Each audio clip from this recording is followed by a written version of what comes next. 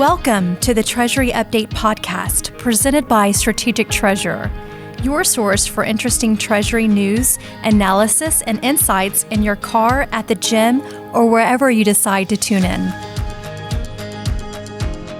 On this episode of the Becoming a Treasurer series, host Craig Jeffery continues the Learning from Literature subseries, expanding upon Lewis Carroll's Alice's Adventure in Wonderland. This illustration focuses on measurements with view to benchmarks, standards on good corporate conduct, and world-class practices. Listen in to learn how to successfully set measurements through the lens of Treasury.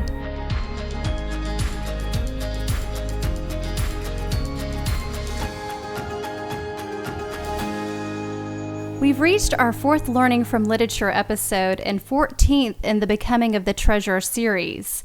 This episode is called Measurements.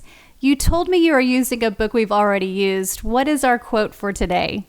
So we're using Alice in Wonderland again, and from this 150-year-old plus book. And the quote is about, I would call it, using the wrong standard. And it's, "No wonder you're late. Why, this watch is exactly 2 days slow."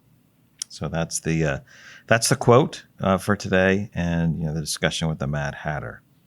So Measurements is the episode title, and we heard about a watch being 2 days slow. I'm interested to see how you will make this stretch to fit Treasury. I mean, Alice in Wonderland is a great book. This Alice and all these, I'll call it just weird interactions. It's truly a book for adults. There's odd advice and interactions and reflections.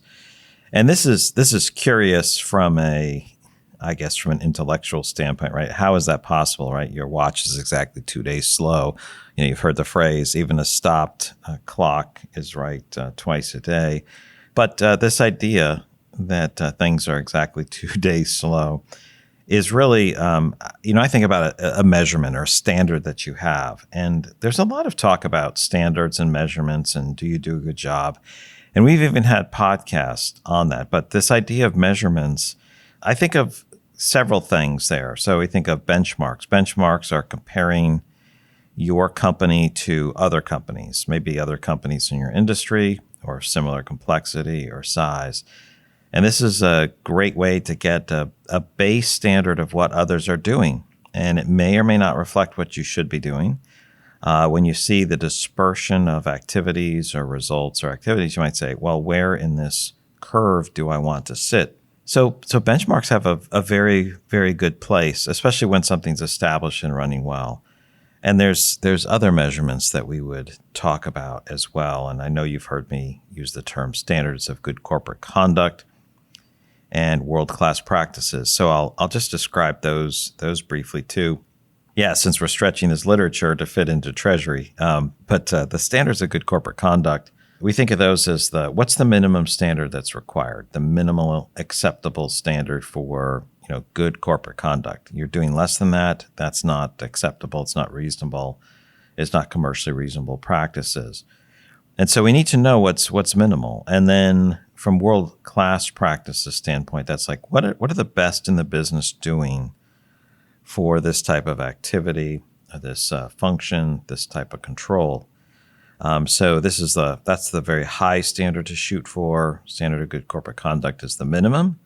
And benchmark is what are others doing? And that's more of a dispersion of things. So I guess I would say, how do we make this stretch to fit Treasury if you use the wrong standard? And in this case, using a watch that's, too slow, whether it's 2 minutes slow or in this case, exactly 2 days slow, which is a bit humorous. It makes us think of, let's pay attention to what we're doing. Are we looking at a measurement that's historical and where people were, what people should have been doing before, or what should we be achieving today? So I think that idea of understanding each measurement and the value about it and the cautions you may have with that particular measurement are important.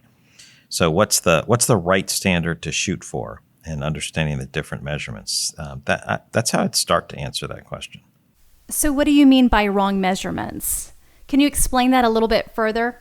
So, whether it's a wrong measurement or the incorrect thing, if you're measuring off of something that's not right, you're going to miss it. You're going to miss what you're aiming for, what you should be aiming for, I guess, is the key point. And so, this discussion is really taking a few moments to just think about measurements.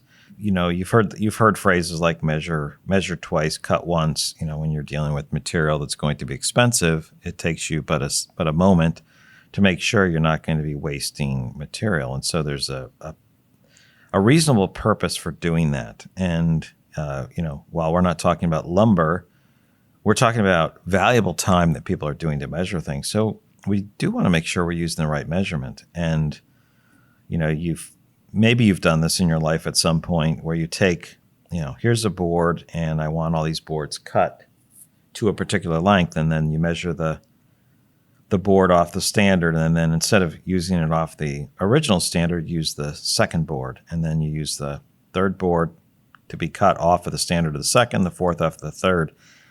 And later on, you measure the first board to the 18th board, and you're like, wow, that's off 2 inches. Or getting the right measurement, what's the right baseline, is vital. So that's what I mean by using the wrong measure. You should know what the standard should be. You should know what the standards are and what's applicable. And part of that's, what are you aiming for? Are you aiming for, I need to do the minimum, I need to do excellence, I need to do world class? And how can I know what those are? Is that a comparison with what others are doing, with what the leading group of what others are doing? Is it some other standard? And then I'm tracking to that. So, Craig, how do you surpass the measurement? And I guess another way to say that is, how can you arrive early if your watch is late? And I guess part of that is, knowing what time it is. But that idea of, to be serious, how do you surpass a standard? I think the first part is knowing what your standard is and what that constitutes. Does that constitute the bottom quartile, the minimum acceptable standard, a leading practice that's quite good, or world class?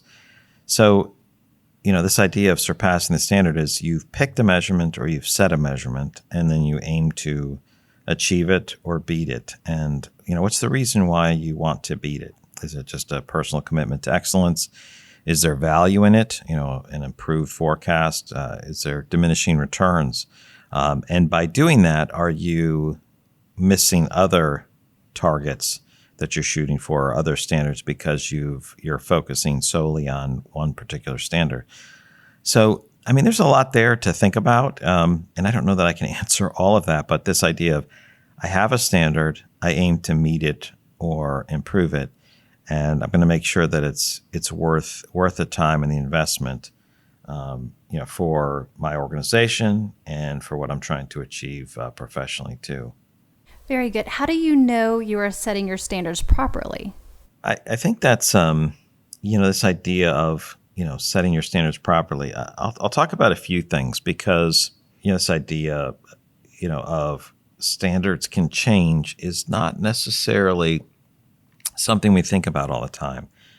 And what I mean by that is, what's efficient today was hyper efficient yesterday, and it'll be very slow tomorrow. What is well controlled today, or adequate security, will be a dereliction of duty in 6 months or 2 years or something like that. So there's an aspect of that standards change, whether it's how fast people, run the marathon, or in that type of scenario, or the processing power or the cost per activity. There needs to be some constant improvements of efficiency, of control. And so how do you know you're setting the standards properly? Is that one aspect is, because they change, you're regularly updating them. And that could be, let's look at what others are doing, and let's get benchmarks every 18 months, every year, every 2 years. But we're monitoring those. And could be, like in the example I gave of security, could be efficiency of managing investments, risk management activities, relationship, formality of relationship. There's a lot of different things you can measure in Treasury, but one is recognizing that standards can change. The second is that you can set your standards properly, and part of it's like, what is the standard? What is the measurement, and how can I get it? So you might be able to get a benchmark, and then part of that is I can measure myself against the population and say I'm in the top third, bottom quartile, and that can be useful. And then you also have to say, where should we be? Okay, I'm in the top quartile, but maybe only the top decile is doing things appropriately from a security perspective. So just because others are doing something or peers are doing something, and you ask several of your business friends, that doesn't mean that's where you should be, or that doesn't mean that that's leading. I think the other thing of this is, when you talk about setting standards properly, it's this idea of you can't optimize every single thing at once very well. That tends to be very hard, and I think we're familiar with that phrase of you want it fast, good, or cheap. So pick two. You can't have it fast, good, and cheap. Now that's true, and it's not true. There's an element of, we need to, let's say we're saying we want it done right, and we want it done fast. Well, that's not going to be cheap, because we're making sure it's right. But this idea of that's the only answer is not always the case. There might be a way of, it costs us a lot, and it's not as efficient. And now we make it more and more efficient. So we're going to get fast, good, and cheap over time, but it might be expensive in the beginning. And then we improve it and we move on. So I'd like to think of it that way. One-time projects are different from, here's something that's running operationally. And I think we need to think about that part. But your question about setting standards properly makes me think of a couple more things. This idea of risk. Is a certain level of risk acceptable? Or do we have to eliminate all risk, whether that's with foreign exchange, interest rate, counterparty risk? And I think we know that there's, part of life is there is an acceptable level of risk. What risk can I take on? And I am comfortable with this amount. It's within our capacity, and it's within our risk tolerance. And so my measurement might be, I need to make sure I'm close enough with measuring my FX, or currency pair exposures, or individual counterparty can't be more than 10% of whatever, and I'm making sure I'm capturing everything that's significant that would qualify as something I have to shift that risk from. So my measurements there have to be right, and I'm comfortable with certain amounts of risk. That's going to be fine. It could be, for the credit manager, it might be, 0.15, 0.18, 0.2% of sales might be acceptable as a loss, an eventual loss. So that's a component there too. What are your standards properly, as opposed to saying I can't have any losses on my receivables, which means you give up a lot of sales. I think the other thing, which is sort of like the second point I was talking to in this section, is what others are doing may not be a leading practice. It may not even be the minimum standard. I just wanted to point out a little bit more on that. This is, when we're setting standards, it can't be in a non-thinking way. It can't just be thoughtless or careless, or say, I'm going to mirror what someone else does. They do a pretty good job.